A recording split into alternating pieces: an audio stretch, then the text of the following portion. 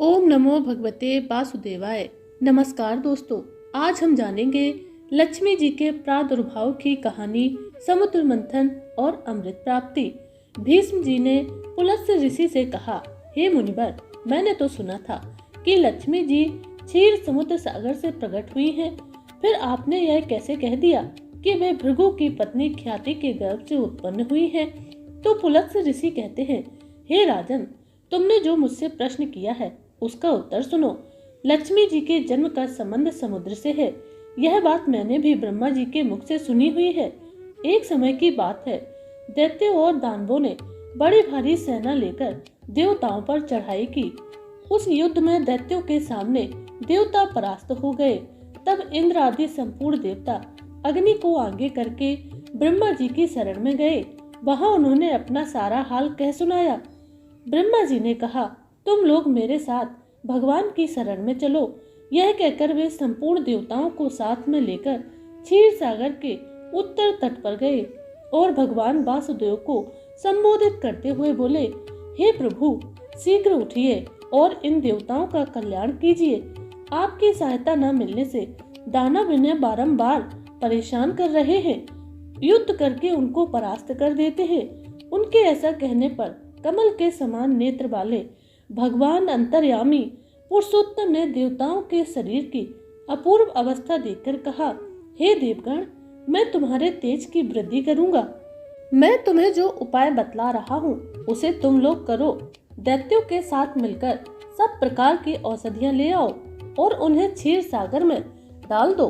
फिर मंदराचल को मथानी और बासुकी नाग को नेति यानी कि रस्सी बनाकर समुद्र का मंथन करते हुए उससे अमृत निकालो। इस कार्य में मैं तुम लोगों की सहायता करूंगा। समुद्र का मंथन करने पर जो अमृत निकलेगा उसका पान करने से तुम लोग बलवान और अमर हो जाओगे। देवादिदेव भगवान के ऐसा कहने पर संपूर्ण देवता दैत्यों के साथ संधि करके अमृत निकालने के यत्न में लग गए। देव, दानव और दैत्य सब मिलकर सब प्रकार की औषधियां ले आए और उन्हें क्षीर सागर में डालकर मंदराचल को मथानी एवं बासुकी नाग को नेति बनाकर बड़े वेग से मंथन करने लगे। भगवान विष्णु की प्रेरणा से सभी देवता एक साथ रहकर बासुकी की पूंछ की ओर हो गए और दैत्यों को उन्होंने बासुकी के सिर की ओर खड़ा कर दिया। भीष्म जी बासुकी के मुख की सांस तथा विषाग्नि से झुलस जाने के कारण सब देवता निस्तेज हो गए। क्षीर समुद्र के बीच में ब्रह्मवेत्ताओं में श्रेष्ठ भगवान ब्रह्मा तथा महातेजस्वी महादेव जी कच्छप रूपधारी भगवान विष्णु की पीठ पर खड़े होकर अपनी भुजाओं से कमल की भांति मंदराचल को पकड़े हुए थे तथा स्वयं श्री हरि कच्छप का अवतार धारण करके क्षीर सागर के भीतर देवताओं और दैत्यों के बीच में स्थित थे। वे मंदराचल को अपनी पीठ पर लिए डूबने से बचाते थे। तदनंतर जब देवता और दानवों ने क्षीर समुद्र का मंथन आरंभ किया, तब पहले पहल उससे देव पूजित सुरभि यानी कामधेनु का आविर्भाव हुआ, जो हविष्य घी दूध की उत्पत्ति का स्थान बताई गई है। तत्पश्चात बारुणी यानी मदरा देवी प्रकट हुई, जिसके मद भरे नेत्र घूम रहे थे।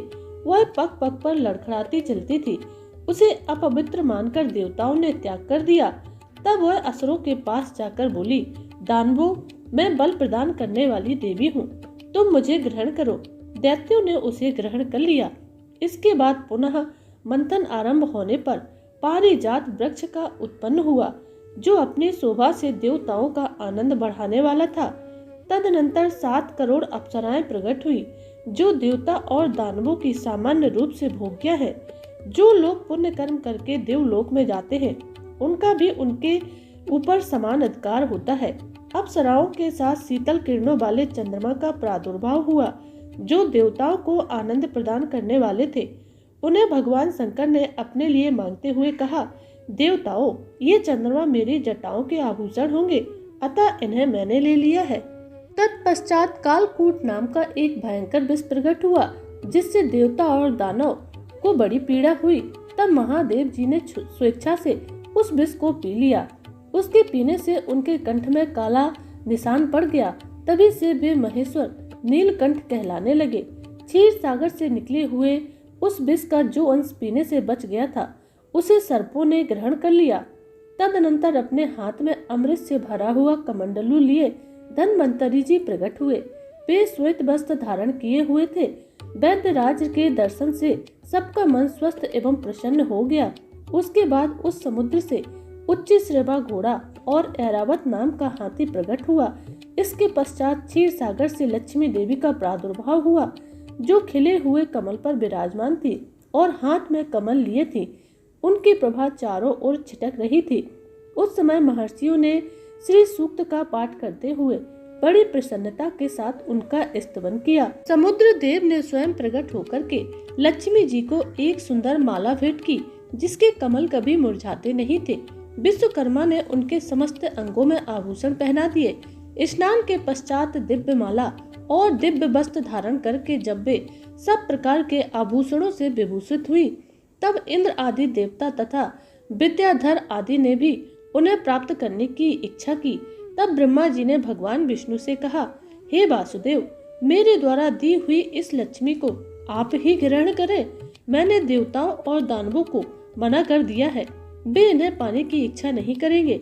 आपने जो स्थिरता पूर्वक इस समुद्र मंथन के कार्य को संपन्न किया है, इससे आप पर मैं बहुत संतुष्ट हूँ। ऐसा कहकर ब्रह्मा जी लक्ष्मी जी से बोले, हे देवी, तुम भगवान केशव के पास जाओ। मेरे दिए हुए पति को पाकर अनंत वर्षों तक आनंद का उपभोग करो।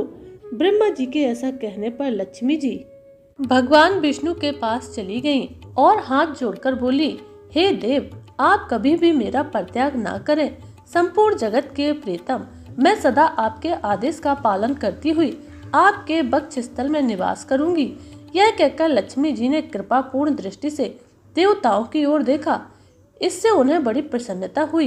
इधर लक्ष्मी से परित्यक्त होने पर दैत्यों को बड़ा उद्वेग हो रहा था।